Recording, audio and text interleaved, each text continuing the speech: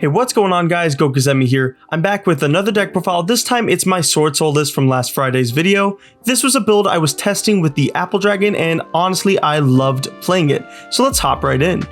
First off, for the Swordsoul engine, I played 3 Incredible Ecclesia, 3 Swordsoul of Moye, 3 Swordsoul Strategist Long Wan, 2 Taya, 3 Emergence, and the 1 Blackout. These ratios are always set in stone. If you're playing Swordsoul, you're probably playing these ratios.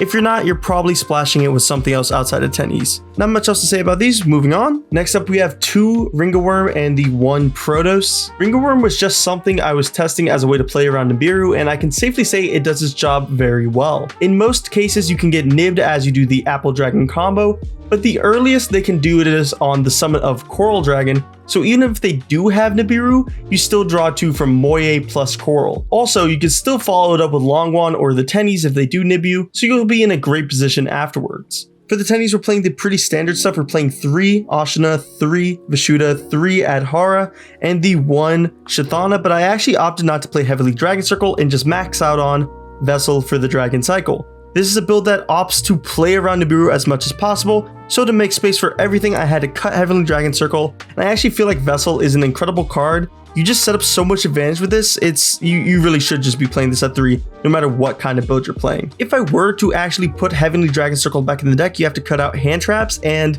Swordsoul's biggest strength is how many hand traps it can play, so I wouldn't do that if I were you. Speaking of hand traps, we have 11 flex spots in this deck. I played 3 Ash Blossom and Joyous Spring, 3 Infinite Impermanence, 3 Forbidden Droplet, and the 2 Triple Tactics Talents. These are your flex spots, so as always, just play whatever you feel like will do best in the event you're planning for. Honestly, looking back on it, I probably should not have played these. These are not that good in the format right now. This could be a side deck card for going first, but outside of that, I found myself wanting more cards I could activate on my opponent's turn rather than mine. If I were to play something over this, I'd probably play 3 Effect Veiler and 2 Ghost Mourner, as they're just, you know, extra imperms. Plus those cards are tuners, so they mesh with this deck more. But that actually does it for the main deck. Something good about Swordsoul is that you can actually go over 40 cards. So we played a 42 card deck and it was still incredibly consistent, and that's why I love this deck.